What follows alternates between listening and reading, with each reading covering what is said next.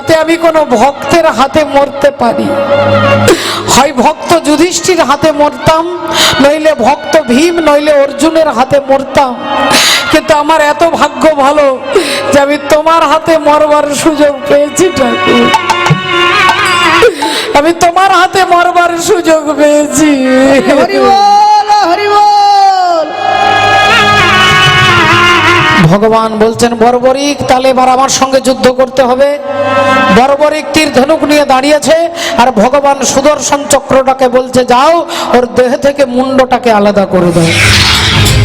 আর মুন্ডটা যখন কাটা হয়ে মাটিতে পড়ে যাচ্ছে, বর্বরিকের কাটা মুন্ড থেকে চিৎকার করে বলছে জয় জগন্নাথ, জগন্নাথ, জগন্নাথ, জয় জগন্নাথ, জয় জগন্নাথ, জগন্নাথ, জগন্নাথ, জয় জগন্নাথ, জয় জগন্নাথ, জগন্নাথ, জগন্নাথ, জয় জগন্নাথ।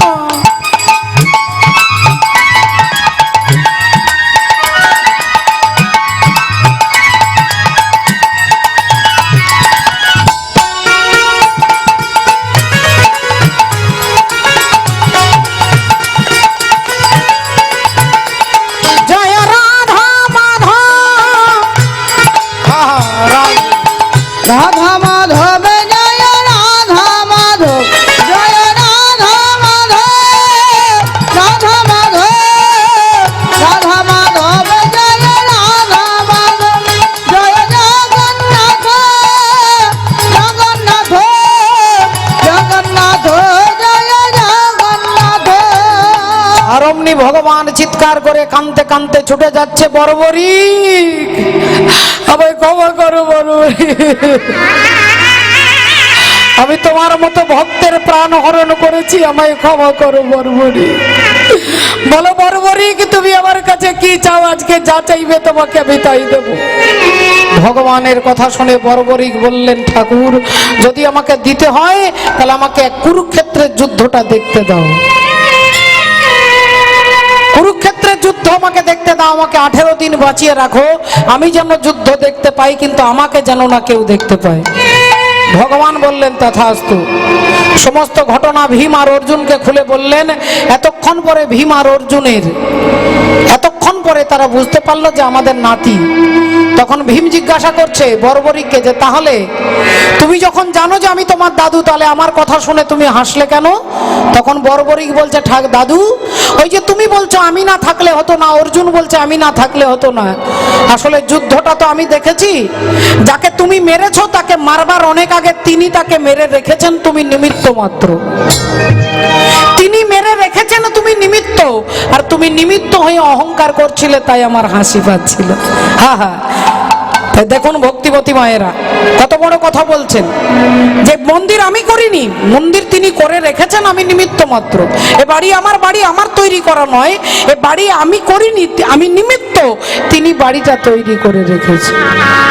হ্যাঁ হ্যাঁ, ও তাই বেদ পুরাণে ঋষিগণে ও দেখো ভব নদী বলেছে, ডায়মন্ড হারবার থানার নিচে যে নদী আছে, ডায়মন্ড মানে হিরে, আমার দেহের মধ্যে আছে 24 পরগনায়। আপনাদের 24 পরগনা জেলাতেই ডায়মন্ড হারবার আছে, 24 পরগনা। এই দেহের মধ্যে 24টা তত্ত্ব আছে বাবা। সদা বলো তত্ত্ব তত্ত্ব, কত তত্ত্ব শোনো। 24 তত্ত্বেতে হয় দেহেরও গঠন। পঞ্চভূত ক্ষিতি অপ তেজ মরুদ বোম, ষড়রূপ লোভ মোহ মাৎসর্য ক্রোধ কাম। 10 ইন্দ্রিয় মতে তারা হয়তো পৃথক, জ্ঞানেন্দ্রিয় কর্মেন্দ্রিয় আদি এই সব। জ্ঞানেন্দ্রিয় চক্ষু নাসা জিহ্বা কর্ণতক, কর্মেন্দ্রিয় হস্ত পদ গুজ্জ লিঙ্গ বাক। মহাভূত অহংকার আর হয় জ্ঞান, এই তো হয় 24 তত্ত্ব নিরূপণ।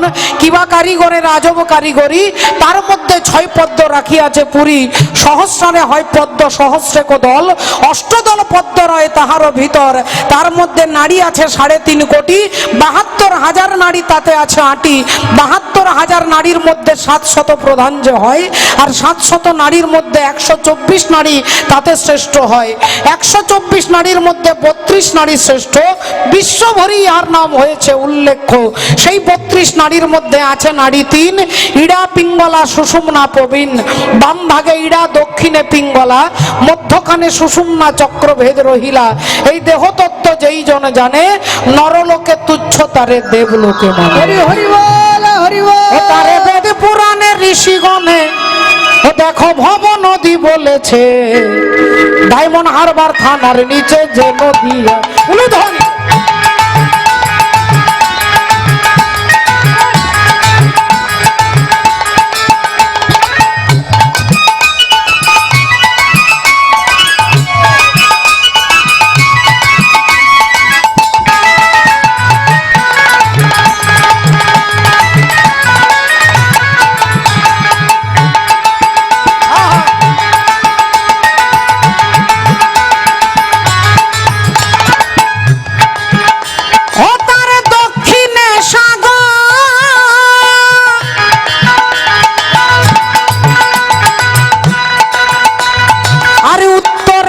কিছু দূরে কলকাতা শহর, কিছু দূরে কলকাতা শহর, কিছু দূরে কলকাতা শহর।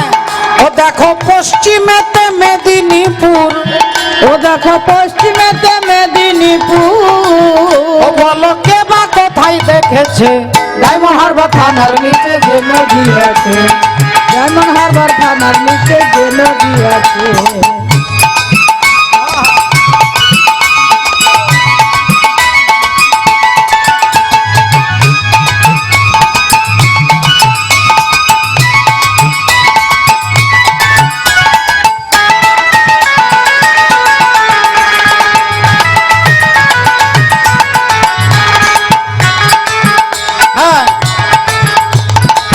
কি বলছে? ও তারে জোয়ার ভাটা হয়, তারে হুগলি নদী কয়, আর তার জলে কামরূপে কুম্ভীর ডুবে রয়। তার জলে কামরূপে কুম্ভীর ডুবে রয়, তার জলে কামরূপে কুম্ভীর ডুবে রয়। ও তাতে একা পার হয়ে যাবে, ও তাতে ও জলের তলায় যে কামরূপী কুমির আছে, তাকে পার করা খুব মুশকিল পাবো। ও তারে একা পার হয়ে আছে, এমন সাধিকার আছে। ডায়মন্ড হারবার থানার নিচে যে নদী আছে, ডায়মন্ড হারবার থানার নিচে যে নদী আছে। ও তারে বেদ পুরাণে ঋষিগণে, ও তারে বেদ পুরাণে ঋষিগণে। ও দেখো ভব নদী বলেছে। ডায়মন্ড হারবার থানার নিচে যে নদী আছে, হরি ও ডায়মন্ড হারবার থানার নিচে যে নদী আছে। আহা বেদ পুরাণে ঋষিগণে গোলাম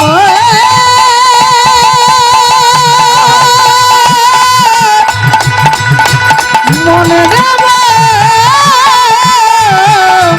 মনে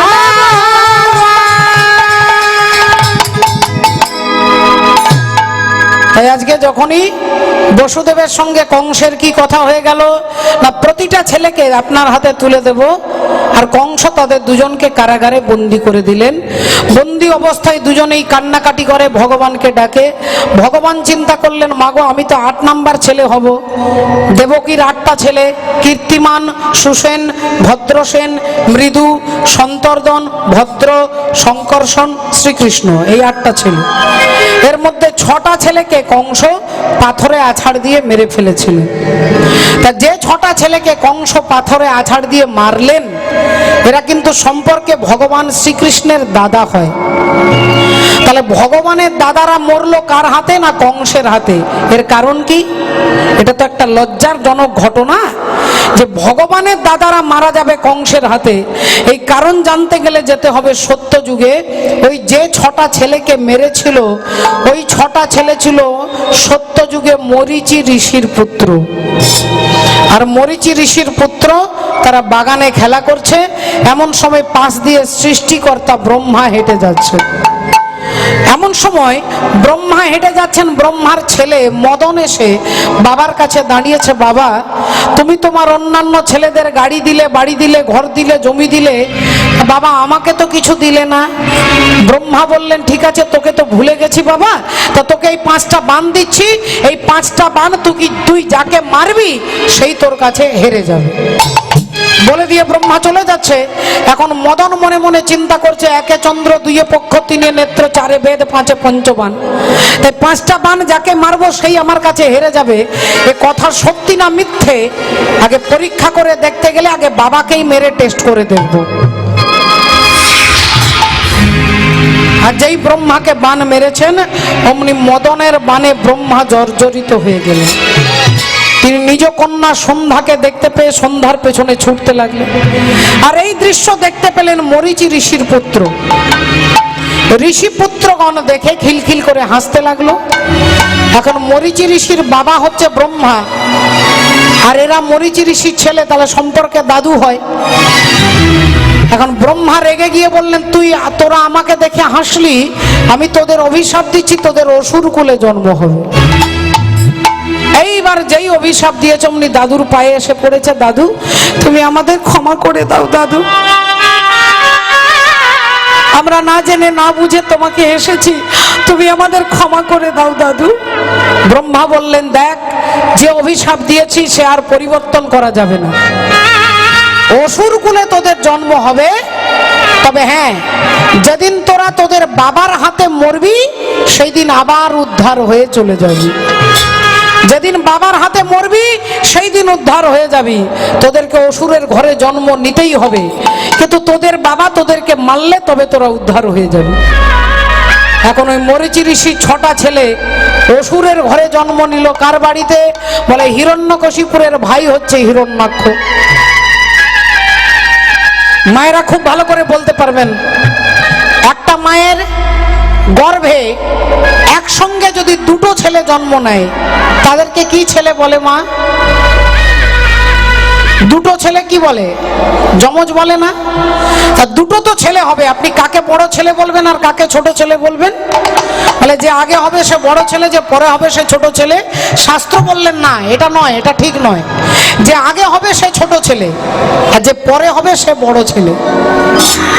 আপনারা মায়েরা বলবেন, মা চৈতালি তুমি উল্টো পাল্টা বললে তো আমরা মেনে নেব না, আমরা তো জানি যে আগে হবে সে বড়। বললেন না, যে আগে হবে সে ছোট আর যে পরে হবে সে বড়। কি করে হবে, কি করে সম্ভব? বলে মা আপনি একটা থলি নিয়ে বাজারে গেছেন, এবার বাজারে গেছেন, বাজারে 2টো কুমড়ো কিনেছেন, 2টো বড় বড় কুমড়ো। এখন 2টো কুমড়ো আপনি থলির মধ্যে নিয়ে এবার বাড়ি এসেছেন। এবার কুমড়োর তরকারি রান্না করতে গেলে কুমড়ো তো থলি থেকে বাইরে বার করতে হবে। তা কুমড়োটা যে বার করবেন, তা যে কুমড়োটা থলিতে আগে রেখেছেন সেই কুমড়োটা কি আগে বেরোবে, না যাকে পরে রেখেছেন সে আগে বেরোবে?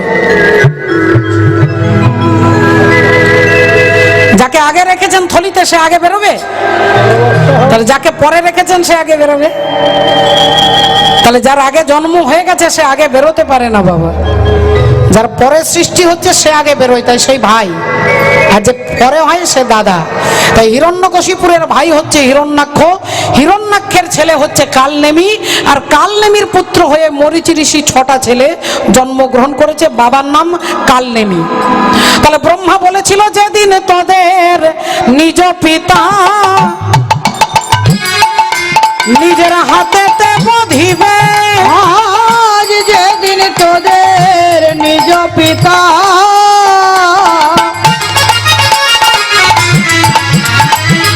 নিজের হাতেতে বধিবে, সেদিন তোরা অসুর কুল হইতে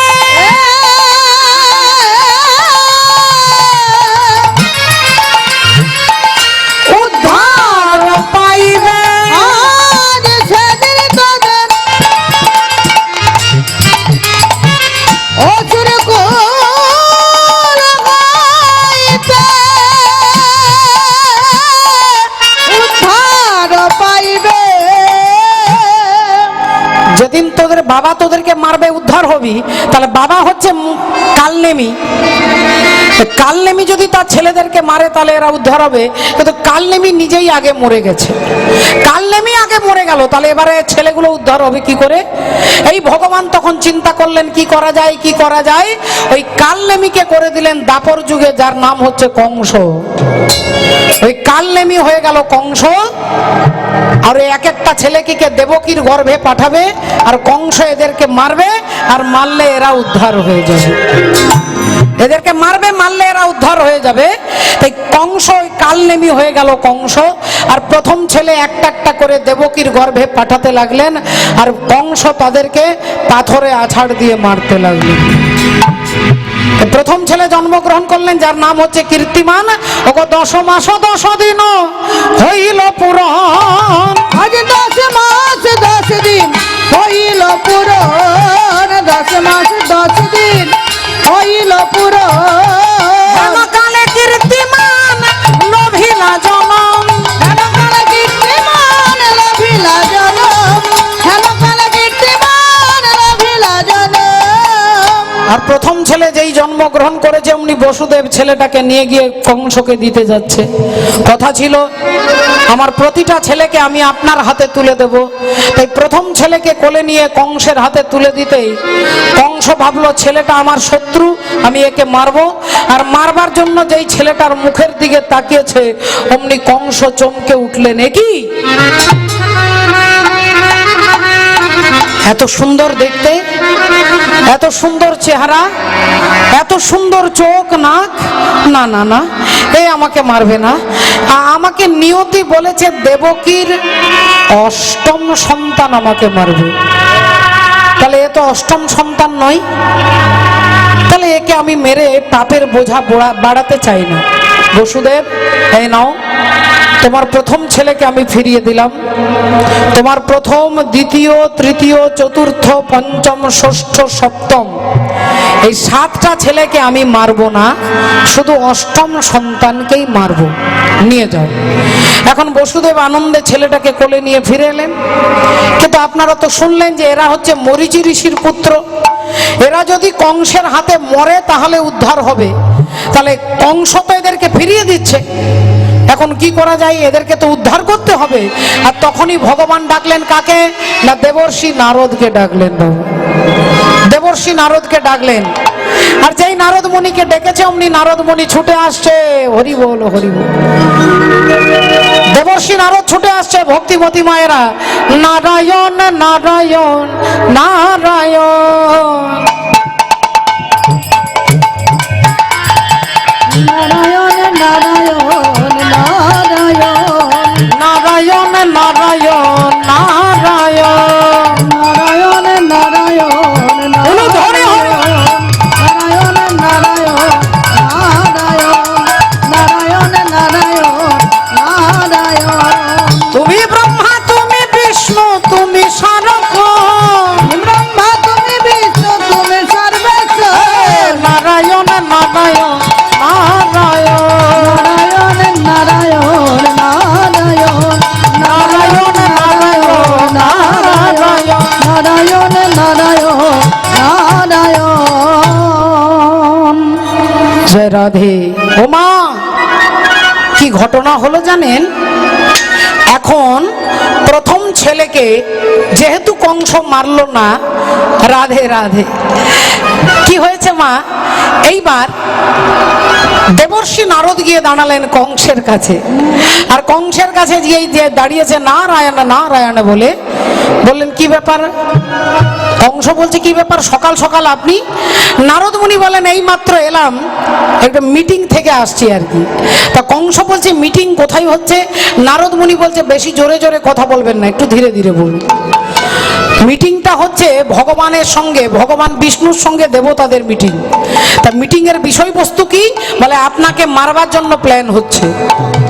তা কংস বলছেন আমাকে তো দেবকীর অষ্টম সন্তান মারবে নিয়তি বলে দিয়েছে। নারদ মুনি বলছেন ওসব খবরের চ্যানেলে দেখাচ্ছে তো ওসব ফালতু ভুল খবর দেখাচ্ছে আর কি, যেসব চ্যানেলে দেখাচ্ছে ওগুলো মিথ্যে দেখাচ্ছে। আপনাকে মারবে ওই যে দেবকীর প্রথম ছেলেটা যাকে আপনি ফিরিয়ে দিয়েছেন, আজকে যাকে মারবার কথা ছিল আপনি ফিরিয়ে দিয়েছেন, ওই প্রথম ছেলেটাই অষ্টম সন্তান হয়ে আপনাকে হত্যা করবে। কংস বললেন এই যে দাঁড়ান দাঁড়ান দাঁড়ান দাঁড়ান, কি বলছেন আপনি? প্রথম ছেলেটাই অষ্টম সন্তান হয়ে আমাকে হত্যা করবে? আগে হ্যাঁ। বললেন এটা কি করে হবে? 1 নাম্বার ছেলেটা 8 নাম্বার হবে কি করে, আর 8 নাম্বার ছেলেটা 1 নাম্বার হবে কি করে? নারদ মুনি বলছেন আপনি বুঝতে পারছেন না, আপনি একটু অঙ্কে কাঁচা আর কি। দাঁড়ান বুঝিয়ে দিচ্ছি। একটা পেন্সিল বার করে 8টা দাগ দিয়েছে বাবা, 1 2 3 4 5 6 7 8, আর 8টা দাগ দিয়ে বলছে বলুন তো মহারাজ কোনটা 1 আর কোনটা 8? অংশ গুনছে 1 2 3 4 5 6 7 8, এটা 1 আর ওটা 8, এটা 1 ওটা 8। নারদ মুনি বলছে আপনি যখন গুনছেন তখন বাঁ দিক থেকে ডান দিকে আসছেন, আর ভগবান যখন দাঁড়াবে তখন ওইখানে দাঁড়াবে। আর ধরুন ভগবান ওই দিক থেকে যখন গুনবে তখন ওটা 1 2 3 4 5 6 7 8। তাহলে আপনি এদিক থেকে গুনছেন তাই এটা 1 বলছেন, আর ভগবান বিষ্ণু গুনবে ওই দিক থেকে, তাহলে ওটা 1 হয়ে যাচ্ছে। তা কংস বললেন এ তো পুরোপুরি চিটিংবাজি হচ্ছে না? দেবর্ষি নারদ বললেন ভগবান তো আপনাদের সঙ্গে বারবার এরকম চিটিংবাজি করে, আপনি কি ভুলে গেছেন? সমুদ্র মন্থন করে যেদিন অমৃতের ভাণ্ডটা উঠলো, অমৃতের ভাণ্ড নিয়ে দেবতা আর অসুরের মধ্যে কাড়াকাড়ি শুরু হলো। অমৃতের ভাণ্ডটা যখন অসুরগণ নিয়ে ছুটে পালাচ্ছে, এই দেবতারা ভগবান বিষ্ণুর কাছে গিয়ে কান্নাকাটি শুরু করেছে। ভগবান বললেন চিন্তা করো না, ওই অমৃতের ভাণ্ডটা আদায় করবার দায়িত্ব আমার। এবার কি করলেন না, ভগবান এবার দেবতাদেরকে বলছে অমৃতের ভাণ্ড আমি নিয়ে আসব। কি করে আনবে ঠাকুর? ভগবান একটি সুন্দর নারী মূর্তি, নারী সাজলেন, আর সুন্দর একটা নারী সেজে, যার নাম হচ্ছে মোহিনী, আর মোহিনী রূপ ধারণ করে এবার হরি বল আজকে যাচ্ছেন ভগবান অসুরদের কাছে নেচে নেচে যাচ্ছে। অসুরদের কাছে নেচে নেচে যাচ্ছে। অসুরগণ দেখছেন এত অপূর্ব সুন্দরী নারী আমরা কখনো দেখিনি। কে তুমি, কে তুমি তন্দ্রা হরণী,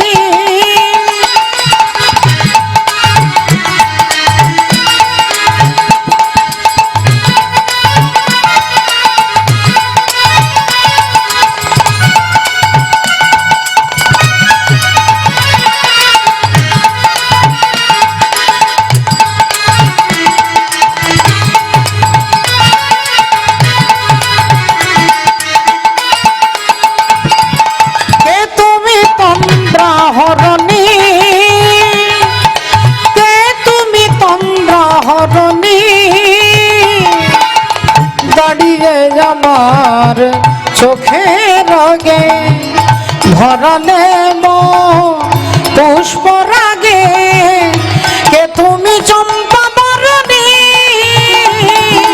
কে তুমি তন্দ্রা হরণী।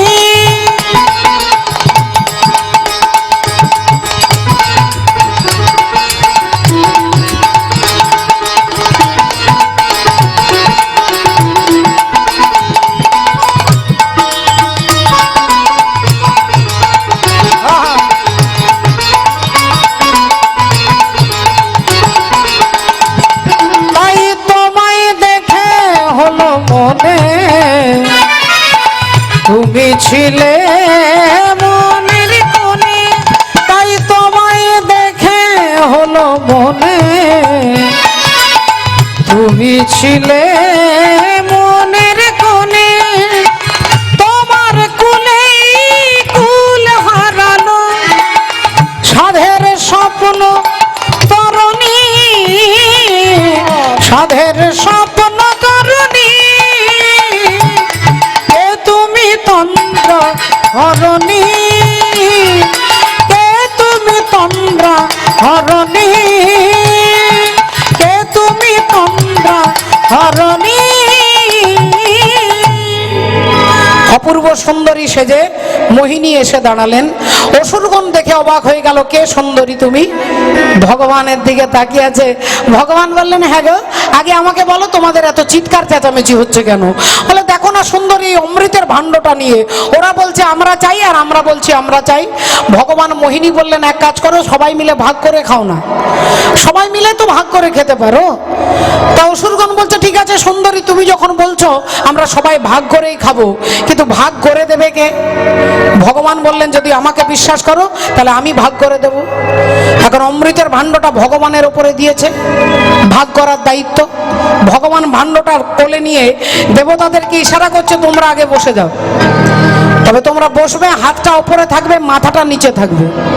হাত ওপরে, মাথা নিচে, দেবতাদেরকে বলছে। তা দেবতাদেরকে যখনই আগে বসিয়েছে, অসুরগণ বলছে ওরা আগে বসবে কেন? ভগবান তখন চোখে ইশারা করে বলছে, ওপরের জলটা পাতলা পাতলা, নিচে আছে গাঢ়।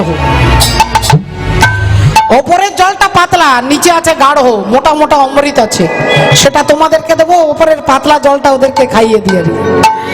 এখন এরা বসেছে হাতটা উপরে মাথাটা নিচে, আর অসুরগণ কোনো সিস্টেম জানে না, তারা হাতটা উপরে আর মুখটা উপরে হা করে থাকে। আর সেই অবস্থায় ভগবান সবার হাতে অমৃত দিয়েছে। যেখানে দেবতাদের লাইনটা শেষ, সেখানে অমৃতের ভাণ্ডটাও শেষ। এইবার অসুরদের কাছে গিয়ে খালি ভাণ্ডটা যখন নাড়া দিচ্ছে, এবার ভগবান মিছিমিছি কান্না শুরু করেছে। অসুর বলছেন, হে সুন্দরী, তুমি কেন না, কি হয়েছে?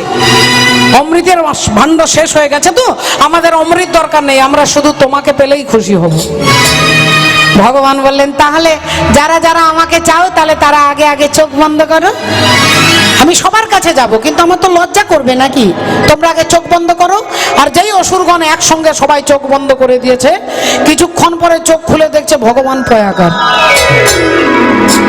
এখন দেবর্ষি নারদ বললেন, আপনি সেই ভগবানকে বিশ্বাস করছেন যিনি আপনাদের সঙ্গে বারবার যায়, যিনি অভিনয় করে, এরকম বেঈমানি করে?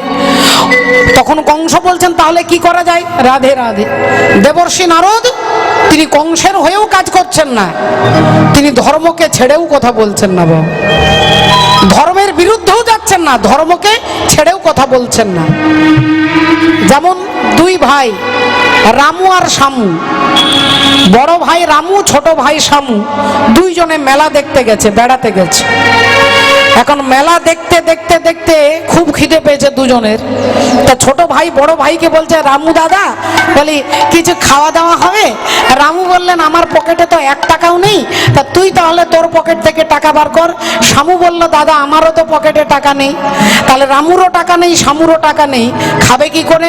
বলে, চল ঘরে গিয়ে মুড়ি খাবো। রামু বলল, দাঁড়া, ওই দেখ গরম জিলিপি ভাজা হচ্ছে, জিলিপির দোকানে চল, জিলিপি খাবো। ছোট ভাই বলল, দাদা পকেটে টাকা নেই আর জিলিপি খাবো, তারপরে মার খেতে হবে, তুমি যাও দাদা, আমি যাব না। এখন শামু দূরে দাঁড়িয়ে আছে, রামু দোকানে গিয়ে বলছে, দাদা জিলিপি কত? বলে 25 টাকায় 250। এখন 250 টাকার গরম জিলিপি 1 ঠোঙা ধরিয়ে দিয়েছে। এখন দেখিয়ে দেখিয়ে রামু খাচ্ছে গরম জিলিপি, বিনা পয়সার জিলিপি খাচ্ছে, আর ভাইকে দেখাচ্ছে। ভাই এখন 10 মিনিট পরে এসেছে, বলে দাদারও যা হবে আমারও তাই হবে। শামু এসে বলছে, দাদা জিলিপি কত? বলে 25 টাকা 250। তা দাদা আমাকেও দেন। এখন তাকেও দিয়েছে, এর খাওয়া হয়ে গেছে, হাতটা ধুয়ে ভাবছে কি করব কি করব। এখন পকেটে তো টাকা নেই, দেবে কি করে? খালি হাতে যেই বেরিয়ে চলে যাচ্ছে, দোকানদার দেখতে পেয়েছে, এই যে দাদা, আপনি জিলিপি খেয়ে হাত ধুয়ে বেরিয়ে চলে যাচ্ছেন, আর পয়সাটা দিয়ে দেন। রামু তখন বলছে, হ্যাঁ হ্যাঁ হ্যাঁ, ঠিক তো ঠিক তো, আমি তো আপনাকে 30 টাকা দিয়েছি, 5 টাকা ফেরত দেন। দোকানদার বলছেন, আপনি আমাকে 30 টাকা দিয়েছেন? হ্যাঁ, আপনাকে 30 টাকা দিলাম না, 3টে 10 টাকা, 25 টাকা কেটে নিয়ে 5 টাকা ফেরত দেন। দোকানদার বলছে, দেখুন দাদা, আপনি আমার মেজাজ গরম করে দেবেন না, আপনি 1 টাকাও দেননি। আর রামু বলছে, আমি আপনাকে 30 টাকা দিয়েছি। এখন আপনারা তো বুঝতেই পারছেন কে সত্যি বলছে আর কে মিথ্যে বলছে। এই দোকানদারের সঙ্গে রামুর ঝগড়া লেগে গেছে, এর মধ্যে শামুর খাওয়া হয়ে গেছে। শামু হাতটা ধুয়ে তিনি ভাবছে আমি কি বলবো, আর অমনি দোকানদার শামুকে ডেকেছে, এই যে দাদা, এই যে আসুন তো, আপনি তো পরে এসেছেন, আপনি আসুন আসুন, একটু এসে বলুন তো দাদা, এই ভদ্রলোক আমাকে 1 টাকাও দিয়েছে। শামু তখন মনে মনে চিন্তা করছে কি বলবো। আর দাদা আপনি চুপ করে থাকবেন না, বলুন, এ আমাকে মিথ্যে বলছে, 30 টাকা দিয়েছে, আপনি তো দেখেছেন এ আমাকে পয়সা দিয়েছে। শামু বললেন, আপনার সমস্যার সমাধান পরে হবে, আগে আমার 5 টাকাটা মনে আছে তো নাকি? আমার 5 টাকা মনে আছে তো না, আমাকে একই কেসে ঢুকিয়ে দেবে। এখন দোকানদার মনে মনে চিন্তা করছে, আমি যদি বলি এও 1 টাকা দেয়নি, এও 1 টাকা দেয়নি, তাহলে পাবলিক আমাকে মিথ্যেবাদী বলবে। হ্যাঁ দাদা, আপনার মনে আছে, আপনি আমাকে 30 টাকা দিয়েছেন, আপনার 5 টাকা ফেরত নেন। 5 টাকা শামু পকেটে রেখেছে। এবার দোকানদার বলছে, বলুন তো দাদা, এ কি আমাকে 30 টাকা দিয়েছে? শামু তখন বলছে, মা কালী দিব্যি করে বলছি, যেমন আমি আপনাকে 30 টাকা দিয়েছি তেমনি উনিও আপনাকে 30 টাকা দিয়েছে। হরি হরি বল। যেমন আমি দিয়েছি তেমনি উনি দিয়েছে, মানে আমিও 1 টাকা দিইনি আর উনিও 1 টাকা দেননি। তাহলে এটা মিথ্যে কথা নয়, যেমন আমি দিয়েছি তেমনি উনি দিয়েছে। তাহলে এটা যেমন মিথ্যে নয়, ঠিক সেটা তেমন সত্যও নয়। রাধে রাধে, হরি বল, হরে কৃষ্ণ। উলুধ্বনি হবে মাগো একটু।